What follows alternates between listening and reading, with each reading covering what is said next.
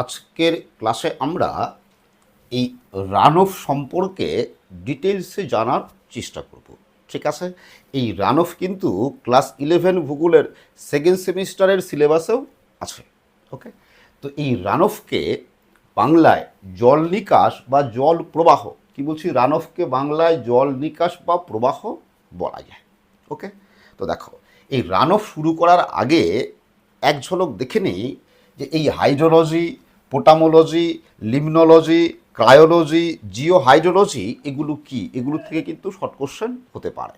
ঠিক আছে, তো এই হাইড্রোলজি কি আমরা জানি, তাই কি না, যে ভূগোলের যে শাখায় জলের উৎপত্তি, জলের বন্টন, তাই তো, জলের ডিস্ট্রিবিউশন, ধর্ম, প্রকৃতি, বৈশিষ্ট্য এগুলোই আলোচনা করা হয়, তাকেই কি বলা হয়, সেই শাস্ত্রকেই বলা হয় হাইড্রোলজি বা জলবিজ্ঞান।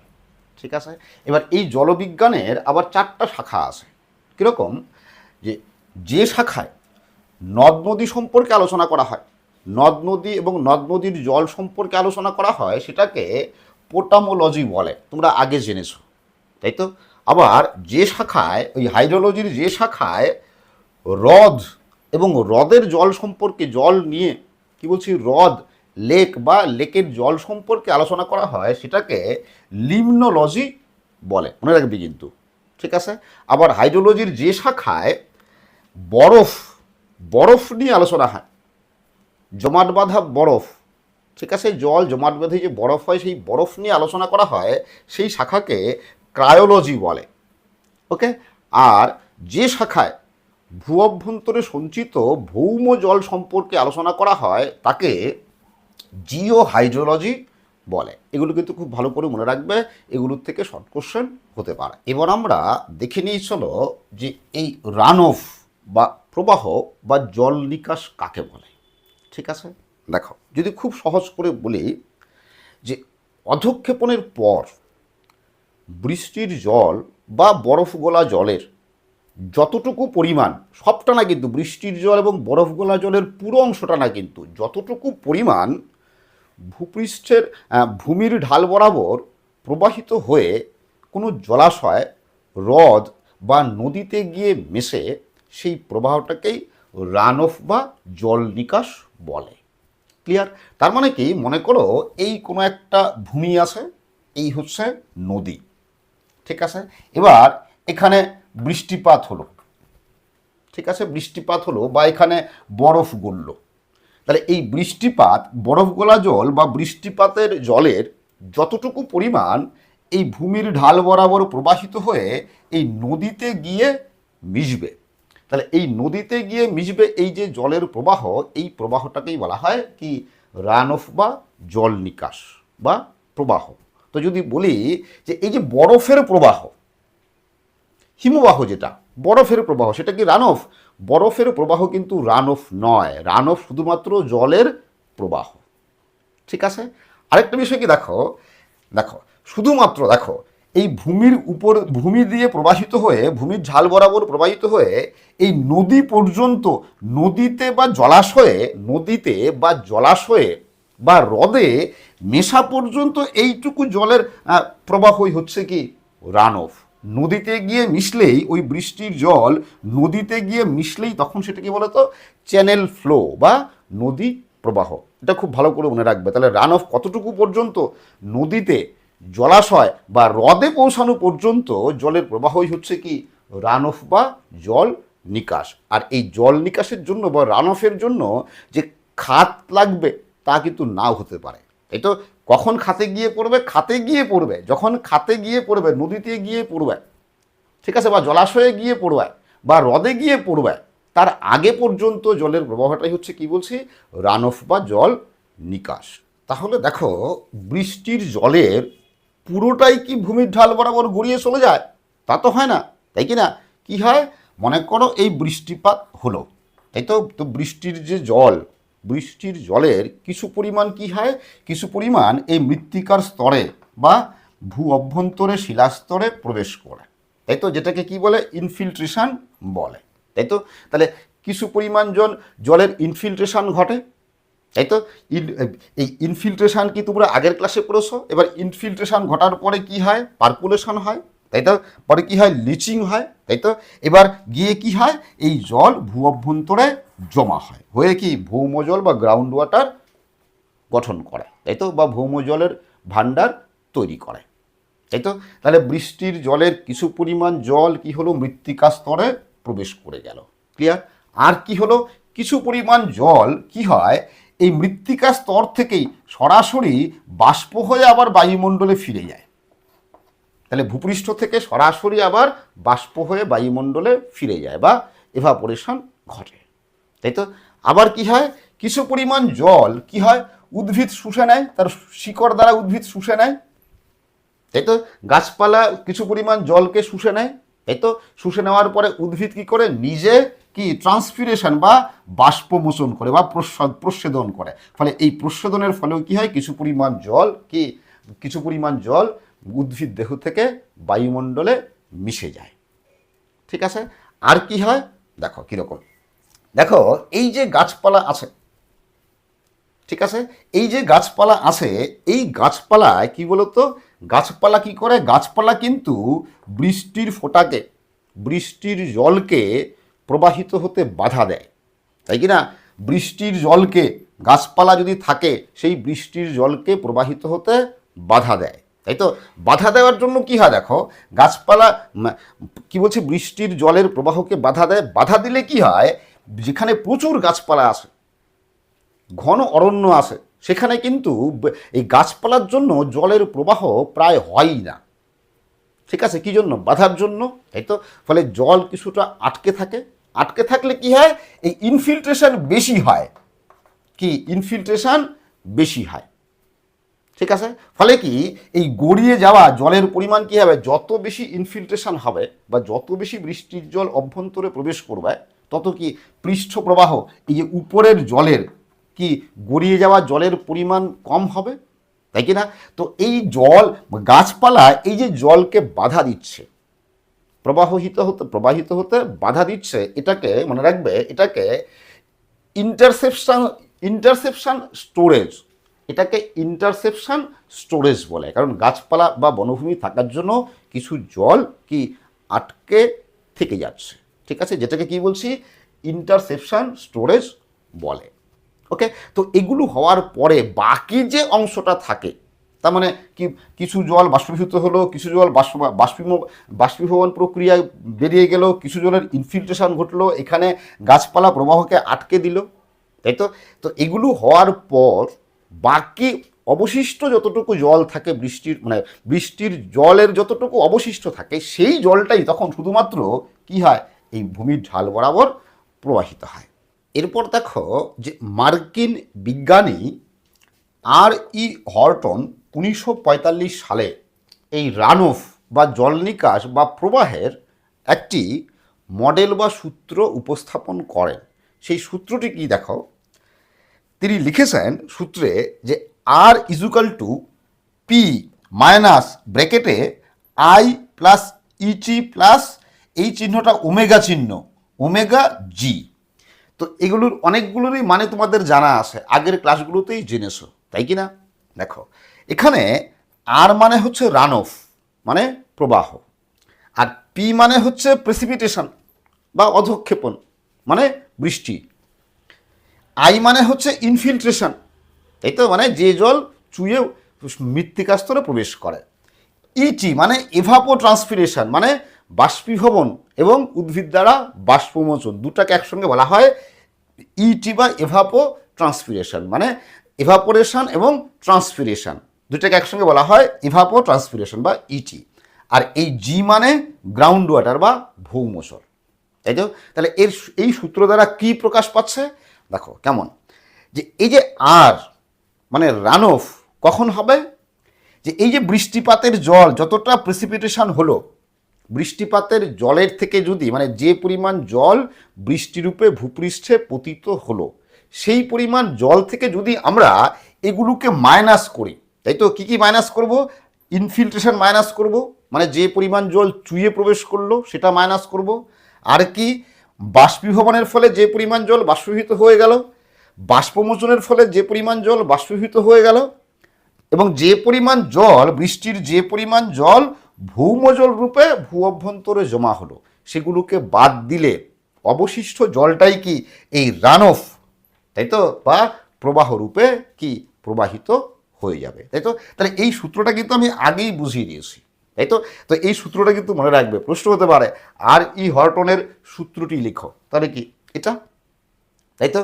এবার দেখো যে হার্টনের মতে, এই আর ই হার্টনের মতে দেখো যে রান অফ তখনই হবে যখন যখন মৃত্তিকার ইনফিল্ট্রেশনের ক্ষমতার তুলনায় বৃষ্টিপাতের পরিমাণ বেশি হবে। তার মানে যে এই যে মনে করো মৃত্তিকা স্তর আছে, মৃত্তিকা স্তরে জল চুইয়ে যাওয়ার যে ক্ষমতা আছে, যে পরিমাণ জল চুইয়ে যাওয়ার ক্ষমতা আছে, যদি তার চেয়ে বেশি পরিমাণ বৃষ্টিপাত হয়, তাই কি না, যে পরিমাণ ইনফিল্ট্রেশন হওয়ার ক্ষমতা আছে, তাই তো, যে পরিমাণ জল চুইয়ে যাওয়ার অভ্যন্তরে চুইয়ে যাওয়ার ক্ষমতা আছে এই শিলাস্তরের, তার চেয়ে যদি অধঃক্ষেপণ বা বৃষ্টিপাতের পরিমাণ বেশি হয়, তাহলে কি হবে, তাহলে সব জল কি হবে, কি সব জল চুইয়ে অভ্যন্তরে প্রবেশ করতে পারবে না, তাই তো। বাকি জল তখন কি হবে, ভূপৃষ্ঠের উপর দিয়ে গড়িয়ে প্রবাহিত হবে।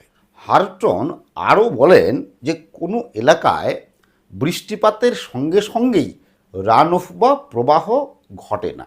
প্রথমে কি হয়, প্রথমে যে অসম্পৃক্ত মৃত্তিকা সম্পৃক্ত হয়, ঠিক আছে, অসম্পৃক্ত মৃত্তিকা সম্পৃক্ত হয় এবং দ্রুত ইনফিল্ট্রেশন হয়, মানে অসম্পৃক্ত মৃত্তিকায় দ্রুত ইনফিল্ট্রেশন হয়, মৃত্তিকাটা সম্পৃক্ত হয়, তারপরে রান অফ বা প্রবাহ ঘটে, ঠিক আছে। আরও সহজ করে বলি তাহলে বুঝতে পারবে। দেখো মনে করো এই কোনো মরু অঞ্চল আছে, মরু অঞ্চলের ভূমি বালি, শুধু শুষ্ক বালি, ওকে। এবার এবার এই মরু অঞ্চলের বালিতে এই বৃষ্টিপাত হলো, তাই তো। তাহলে মরু অঞ্চলের বালিতে বৃষ্টিপাত ঘটার সঙ্গে সঙ্গেই কি প্রবাহ হবে, রান অফ হবে? হবে না।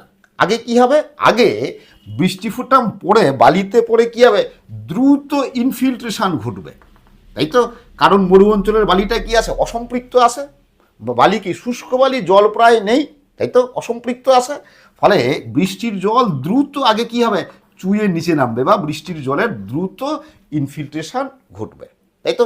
এবার ইনফিল্ট্রেশন ঘটলো, এবার ঘটে যখন এই বালির ভিতরে যত রন্ধ্র বা ছিদ্র আছে, সব ছিদ্র কি হলো, জল দ্বারা কি পূরণ হয়ে গেল, জল দ্বারা সম্পৃক্ত হয়ে গেল, মানে যত ছিদ্র আছে সব ছিদ্রগুলো কি হলো, জলপূর্ণ হয়ে গেল, মানে বালিটা সম্পৃক্ত হয়ে গেল, ঠিক আছে। এবার বালি সম্পৃক্ত হওয়া যাওয়ার পরে, মানে মৃত্তিকা স্তর সম্পৃক্ত হওয়ার পরেই কি হবে, বাকি জল তখন কি হবে, রান অফ বা প্রবাহ ঘটবে, ঠিক আছে। আরেকটা বিষয় মনে রাখবে, যদি খুব অল্প সময়ে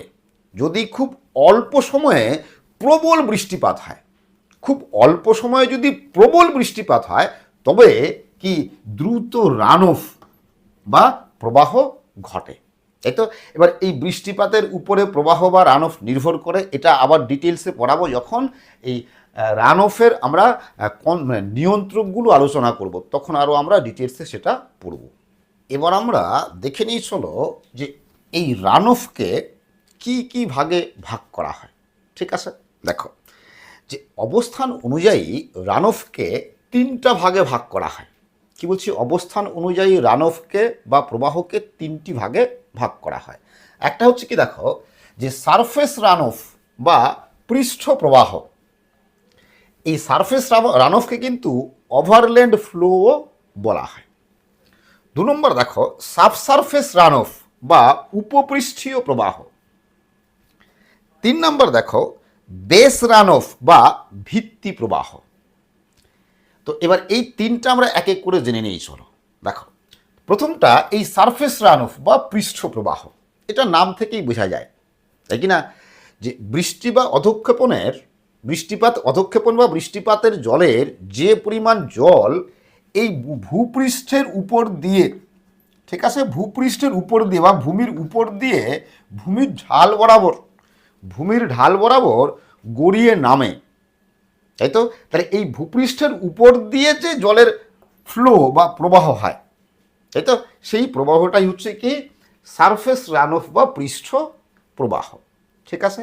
তো এই যে সারফেস রান অফ এর গতিবেগ ভূমির ঢাল, কি বলছি, ভূমির ঢাল এবং অধঃক্ষেপণের পরিমাণ, কি পরিমাণ বৃষ্টিপাত হচ্ছে, এই দুটার উপর নির্ভর করবে। ঠিক আছে, কি বলছি, যে এই সারফেস রান অফ বা পৃষ্ঠ প্রবাহের জলের গতিবেগ কি এই ভূমির ঢাল এবং অধঃক্ষেপণের পরিমাণ, তাই তো, কি পরিমাণে বৃষ্টিপাত হচ্ছে তার উপর নির্ভর করবে। এরপর দেখো এই সাবসারফেস রান অফ বা উপপৃষ্ঠীয় প্রবাহ কি। ঠিক আছে, দেখো যে এই বৃষ্টিপাতের পর বৃষ্টির জলের কিছু পরিমাণ কি হবে, বৃষ্টির জলের কিছু পরিমাণ জলের কি ইনফিল্ট্রেশন ঘটবে, তাই তো, চুইয়ে মৃত্তিকা স্তরে প্রবেশ করবে, তাই তো। এবার মৃত্তিকা স্তরে প্রবেশ করার পর কিছু পরিমাণ জল কি হয়, দেখো যে এই ভূপৃষ্ঠের সামান্য নিচ দিয়ে বা মৃত্তিকা স্তরের সামান্য নিচ দিয়ে এরকম চুয়ে চুয়ে ভূমির ঢাল বরাবর প্রবাহিত হতে থাকে। ঠিক আছে, তো এই মৃত্তিকা মানে ভূপৃষ্ঠের সামান্য নিচ দিয়ে মৃত্তিকা স্তরের ভেতর দিয়ে, ভূপৃষ্ঠের সামান্য নিচে বা মৃত্তিকা স্তরের সামান্য নিচে কি মৃত্তিকা স্তরের ভেতর দিয়ে যে এই যে চুয়ে চুয়ে জল প্রবাহিত হতে থাকে, সেই প্রবাহটাকেই বলা হয় সাবসারফেস রান অফ বা উপপৃষ্ঠীয় প্রবাহ। ঠিক আছে, দেখো তো এই যে উপপৃষ্ঠীয় প্রবাহ, এই প্রবাহ কিন্তু কি ভূমির ঢাল বরাবর হবে এবং এই জলও কিন্তু কোথায় গিয়ে পৌঁছাবে, অবশ্যই কোনো না কোনো জলাশয়, হ্রদ, নদী অথবা সমুদ্রে গিয়ে পৌঁছাবে। তবে এর গতিবেগ কিন্তু খুবই কম হয়, ঠিক আছে। আরেকটা বিষয় হলো, মনে রাখবে এই যে উপপৃষ্ঠীয় মানে সারফেস রান অফ, যেটা সারফেস রান অফ কখন হবে, যখন বৃষ্টিপাত হবে তখনই সারফেস রান অফ হবে, তাই তো। কিন্তু এই যে সাবসারফেস রান অফ বা উপপৃষ্ঠীয় প্রবাহ, এই প্রবাহটা কিন্তু কি বলতো সব সময় সর্বদাই ঘটতে থাকবে। তাহলে পৃষ্ঠ প্রবাহ কি হবে, বৃষ্টিপাত যখন হচ্ছে তখন হবে, কিন্তু উপপৃষ্ঠীয় প্রবাহটা কি হবে, সব সময় এই উপপৃষ্ঠীয় প্রবাহটা চলতে থাকবে, তাই তো। তবে ঋতুভেদে এর কিছু তারতম্য হয়, যখন বৃষ্টিপাত বেশি হয় তখন এর প্রবাহটা বেশি হয়, শুষ্ক ঋতুর সময় এর প্রবাহটা কম হয়। অনেক সময় দেখবে শুষ্ক ঋতুতে অনেক সময় যে নদী উপত্যকা, নদী খাত পুরোপুরি শুকিয়ে যায়, দেখা যায় যে নদীর মানে শুষ্ক পৃষ্ঠের সামান্য নিচ দিয়ে চুয়ে চুয়ে জল প্রবাহিত হচ্ছে, সেটাও কিন্তু এক ধরনের কি বলতো এই সাবসারফেস রান অফ। ঠিক আছে, এরপর দেখো এই বেস রান অফ বা ভিত্তি প্রবাহ। বেস রান অফ বা ভিত্তি প্রবাহ কি, দেখো কীরকম, তোমরা ভৌমজল পড়েছো, তাই তো, যে মনে করো এই বৃষ্টি হলো, বৃষ্টিপাতের জল চুয়ে অভ্যন্তরে প্রবেশ করছে, তাই তো, তার কিছু পরিমাণ জল কি হবে, এরকম সাবসারফেস রান অফ হিসাবে কি প্রবাহিত হবে, আর কিছু পরিমাণ জল নিচে চুয়ে প্রবেশ করতেই থাকবে, তাই তো।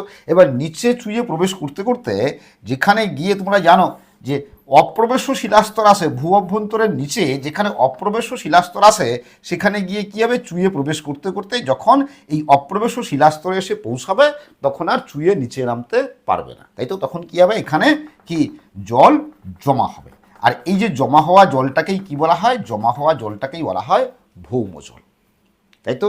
আর এই ভৌমজল